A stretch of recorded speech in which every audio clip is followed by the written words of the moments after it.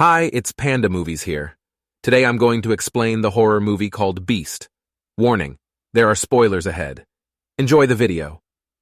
Dr. Nate Samuels, who recently lost his wife, goes on a meaningful journey with his two daughters, Meredith and Norah, to heal and come closer together. They head to the beautiful Mopani Reserve in South Africa, a place of natural beauty and family connection that can help mend their broken hearts. When they arrive at the reserve, they're warmly welcomed by an old friend, Martin Battles. He's not only a biologist, but also the reserve's manager. Martin played a significant role in Nate's life by introducing him to his wife. It's this connection that has brought Nate and his daughters to this peaceful place. Wanting to help them heal, Martin takes Nate and the girls to the village where Nate's late wife grew up. Here they experience the local culture and traditions, and Nate opens up to Martin. He talks about the guilt he's carried since he and his wife separated, a feeling that grew as she fought cancer. This visit becomes a chance for Nate to bridge the emotional gap that has grown between him and his wife, and he hopes this reconnection will extend to his precious daughters. As the sunny days pass in the embrace of the Mopani Reserve, Nate, Meredith, and Norah rediscover themselves. They explore the wild landscapes, where the natural beauty mirrors the emotions in their hearts. Martin and the family tour the reserve's restricted areas. Martin shows them a local lion pride and notices that one is injured. At a nearby Songa community, Martin discovers most of the population is dead. Nate encounters an injured Songa man on the road but is unable to save him. Martin is mauled as he tracks the lion. It then ambushes Nate, who takes cover in the car. Meredith speeds away but crashes into a tree, stranding them. Martin radios Nate on a walkie-talkie, warning him to stay away, saying the lion is using Martin as bait to lure the others out. As the radio is out of range to contact help, Nate assembles a tranquilizer rifle. He confronts the lion, hoping to subdue it long enough to recover Martin and trek back to civilization. The lion attacks, and Meredith takes advantage of the distraction to save Martin. Norah stabs the lion with a tranquilizer dart after it knocks the gun from Nate's hands, causing the lion to retreat. Meredith brings Martin back to the car, and Nate treats his wound. As night falls, the now recovering Martin speculates the lion went rogue after poachers killed its pride. Soon after, the poachers arrive and initially agree to transport the group to the village in exchange for payment. Tensions rise after the poachers spot Martin, an avid anti-poacher, inside the car.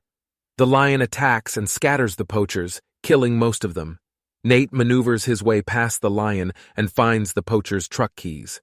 Back at the car, Martin holds the lion off long enough to allow the sisters to escape, though Meredith sustains a deep laceration to her side.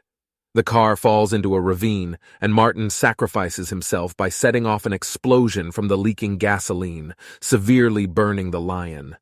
Nate starts the truck and races away with Meredith and Norah, but has to stop the car before they run out of fuel.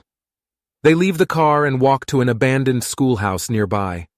In the empty and abandoned schoolhouse, a place once used by poachers, Nate takes on the roles of caregiver and protector.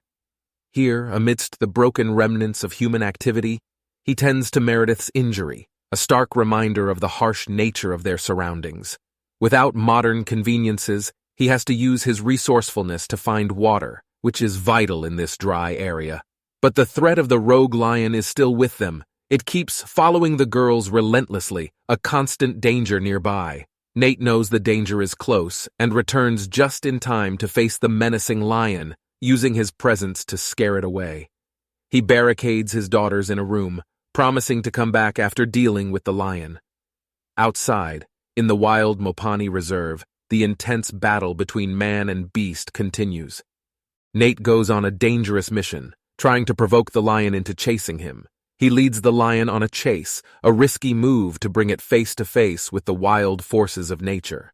Nate's dangerous journey takes a serious turn when he leads the rogue lion to where the essence of this wild land lives, the lion pride. This is a testament to Martin Battles' hard work in protecting the balance of life in this place. The moment of reckoning comes, and the rogue lion attacks Nate with its powerful jaws and claws, hurting him badly. In this brutal fight, the line between life and death becomes very thin, but just when it seems like Nate is about to lose, the lion pride males arrive. These majestic creatures, once cared for by Martin, now step in as peacemakers, ending the rogue lion's terror. Their strength helps bring justice as they calm the rogue lion and stop the fight. Nate, getting weaker, is on the edge of passing out as the battle reaches its intense end.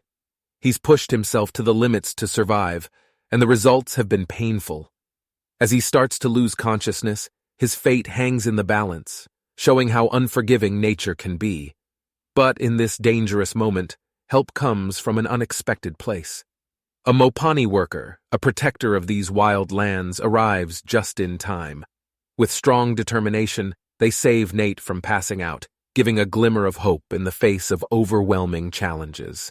This experience tests and changes the connections between people and the natural world, where the line between who's hunting and who's being hunted blurs, and people's strong spirits face the relentless forces of nature. As Nate gradually wakes up, he finds himself in a clean and very clean hospital room. His daughters, Meredith and Norah, are next to his bed. They look worried at first, but as Nate opens his eyes, they relax, relieved that their dad is okay. Nate, although weak, manages to speak words filled with love and care. "I love you." After this difficult experience, a period of healing and getting better begins. Time helps them heal, and Nate, Meredith, and Norah start to feel better. The tough times they went through made their bond even stronger. It's like an unbreakable connection that brings them together. Eventually, they decide to go back to the heart of the Mopani Reserve, the place where they had both good and bad experiences. It's a place that now holds the memories of what they went through. As a united family, they go on this trip, walking through the familiar land where humans and nature meet. In this special place, they find comfort and a sense of closing a chapter. It's a chance to remember the good times and honor their memories. Nate, with his daughters by his side, stands strong in front of a tall tree, a tree that saw the love between him and his late wife. This tree, which used to silently see their special moments, now stands as a symbol of their strength as a family.